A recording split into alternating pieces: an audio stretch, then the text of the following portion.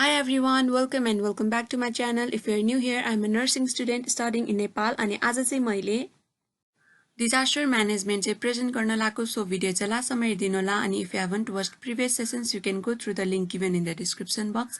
Also hit that subscribe button so that you don't miss any of the sessions. Disaster. Disaster is a sudden calamitous event bringing great damage, loss or destruction. So disaster चाहिँ sudden calamitous event हो जसले चाहिँ ड्यामेजहरु लिएर आउँछ, loss or destruction चाहिँ हुन्छ. Disaster चाहिँ अब man made disaster नि हुन सक्छ अथवा natural disaster नि हुन सक्छ. According to WHO, disaster is any occurrence that causes damage, economic disruption, loss of human life, and deterioration in health and health services on a scale sufficient to warrant an extraordinary response from outside the affected area or community. यसलाई simple वेमा बुझ्दाखेरि चाहिँ disaster भनेको चाहिँ occurrence हो जसले चाहिँ damage लिएर आउँछ, इकोनोमिक डिस्ट्रप्सनहरु गर्छ र ह्युमन लाइफ चाहिँ लस हुन्छ, त्यसको साथै हेल्थ र हेल्थ सर्भिसेसहरु पनि डिटोरेट हुन्छ, जसलाई चाहिँ म्यानेज गर्नको लागि चाहिँ हामीहरुलाई एक्स्ट्राअर्डिनरी रेस्पोन्स चाहिन्छ from outside the affected area or community. Disaster management भनेको चाहिँ के हो त? यसलाई चाहिँ इमर्जेन्सी म्यानेजमेन्ट पनि भनिन्छ, जुन भनेको चाहिँ डिसिप्लिन हो, जसमा चाहिँ के इन्भल्भ हुन्छ त? Preparation for disaster before it occurs, disaster response जस्तै emergency evacuation, quarantine, mass decontamination, etc. अनि supporting र rebuilding society after disasters have occurred. The process of emergency management involves 4 phases. त्यो भनेको mitigation phase, preparedness phase, response phase र recovery phase. अब चाहिँ यसको डिटेल्समा हेरौँ है त. So mitigation. According to United Nations Office for Disaster Risk Reduction 2009, mitigation is an structural and non-structural measures undertaken to limit the adverse impact of natural hazards, environmental degradation and technological hazards. So यो भनेको चाहिँ structural र non-structural measureहरु चाहिँ use गरेर कुनै पनि natural hazards, environmental degradation अथवा technological hazards को चाहिँ impact हरु चाहिँ लिमिट गर्नुलाई भनिन्छ. जस्तै structural measures भनेको चाहिँ technological अब सल्युशन्सहरु युज गर्ने हो भने non-structural measures भनेको चाहिँ लहरु बनाउने, land use planning, इन्स्योरेन्सहरु गर्ने हो. So यो चाहिँ एउटा planned activities हो to prevent hazards and to reduce effects of disaster when they occur. So mitigation चाहिँ हामीहरुले before, during र after गर्न सक्छौं. Mitigation before disaster यो भनेको चाहिँ मेजर्स हो जसले चाहिँ रिड्युस गर्छ पोटेन्शियल सेभियर इम्प्याक्ट. जस्तै यसमा चाहिँ ड्याम कन्स्ट्रक्सनहरु पर्छ, construction of earthquake resistant buildings, pre planning, technical र फिजिकल रिसोर्सेस, म्यान पावरहरु पर्छ. त्यस्तै मिटिगेसन ड्युरिङ डिजास्टरले चाहिँ मिटिगेट अथवा रिड्युस गर्छ लस अथवा फर्दर लस. यसमा चाहिँ अब अर्ली अथवा इमिडिएट डिस्प्लेसमेन्ट अफ पिपलहरु, रिसोर्सेसहरु पर्छ अनि making resources rich the site of disaster, prompt treatment र एक्सनहरु चाहिँ लिने टु ट्रिट इन्जुरीज. अनि अर्को भनेको चाहिँ मिटिगेसन आफ्टर डिजास्टर जसले चाहिँ रिड्युस गर्छ potential loss from future disasters. यसमा चाहिँ हामीहरुले अब रिसोर्सेसहरु अपग्रेड गर्ने, अवेयरनेसहरु क्रिएट गर्ने, प्रिपेयरनेसहरु चाहिँ सिमिलर नै हुन्छ विथ मेजर्स बिफोर डिजास्टर, तर यसमा चाहिँ एक्सपिरियन्सलाई पनि फोकस गर्दै मेजर्सहरु चाहिँ अपनाएको हुन्छ. अर्को फेज भनेको चाहिँ प्रिपेयरनेस. सो यो भनेको चाहिँ के हो त? एउटा कन्टिन्युअस इन्टिग्रेटेड प्रोसेस हो जसमा चाहिँ मेजर्सहरु चाहिँ इन्क्लुड हुन्छ taken to prepare for and reduce the effects of disaster. So यो भनेको चाहिँ के हो त? प्रिडिक्ट र प्रिभेन्ट गर्ने हो डिजास्टर्स, उनीहरुको इम्प्याक्टहरुलाई चाहिँ रिड्युस गर्ने हो र रेस्पोन्ड गर्ने हो अनि इफेक्टिभली कोप गर्ने हो with the consequences.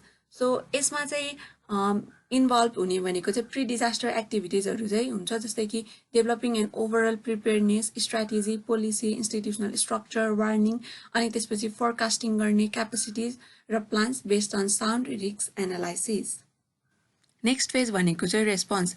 It includes mobilisation of necessary emergency services र first responders in disaster area. So यो चाहिँ मेनली डाइरेक्टेड हुन्छ towards saving lifes, property, providing refugee र rehabilitation. अनि यसमा चाहिँ इन्क्लुड हुन्छ first wave of core emergency services. त्यो भनेको चाहिँ फायर फाइटर अनि त्यसपछि पुलिस, एम्बुलेन्स क्रुजहरु चाहिँ पर्छ. Responses during emergency includes evacuation, activation of counter disaster system, assessment of needs, provide emergency food, provide medical assistance, information management, reporting of the incident and disposal of dead bodies. Last phase भनेको चाहिँ recovery. Recovery भनेको चाहिँ के हो त? Restoring the affected area to its previous state. यो चाहिँ process हो by which the community with national level assistance चाहिँ comes back to the proper level of functioning after the disaster. So यो चाहिँ एउटा intermediate and long term management of disaster हो जुन चाहिँ कन्सर्न हुन्छ with issues and decisions that must be made after the immediate needs are addressed. Its important aspect is taking advantage of a window opportunity for implementation of mitigative measures.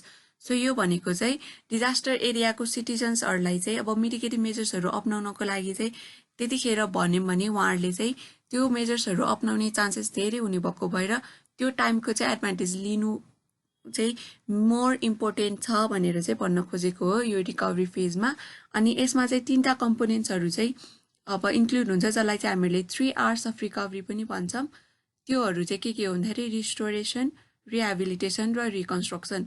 Restoration भनेको चाहिँ facilities जस्तै telecommunication, electricity, water सप्लाईहरू चाहिँ restore गर्ने with coordination of concern authorities हो भने rehabilitation भनेको चाहिँ के हो त प्रोभाइड गर्ने टेम्पोररी सेल्टर र sanitation to the displaced population.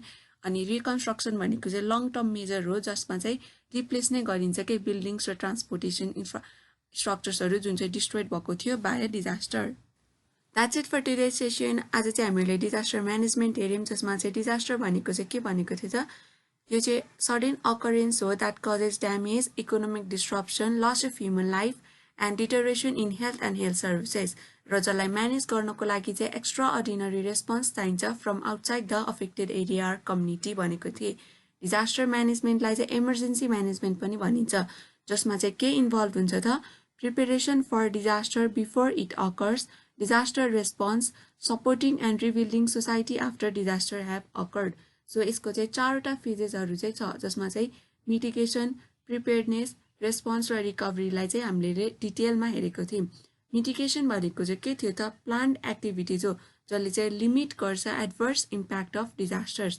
त्यस्तै प्रिपेयर्डनेस भनेको चाहिँ के हो त यो चाहिँ वे हो जसमा चाहिँ हामीले प्रिडिक्ट गर्छौँ कुनै पनि डिजास्टर्सहरू र त्यसलाई चाहिँ त्यसको इम्प्याक्ट्सहरूलाई चाहिँ अब रिड्युस गर्न खोज्छौँ अनि त्यसपछि इफेक्टिभली चाहिँ कोप गर्छौँ विथ देयर कन्सिक्वेन्सेस. अनि त्यसपछि रेस्पोन्स भनेको चाहिँ के हो त यो चाहिँ मोबिलाइजेसन हो अफ नेसेसरी इमर्जेन्सी सर्भिसेस र फर्स्ट रेस्पोन्डर्स हो इन डिजास्टर एरिया जस्तै फायर फाइटर्स, पुलिस अनि एम्बुलेन्स क्रुजहरू. अनि लास्टमा थियो रिकभरी भनेको चाहिँ के हो त restoring the affected area to its previous state. Thank you for watching till now. Do hit that subscribe button and I'll see you in upcoming videos. Till then, stay safe.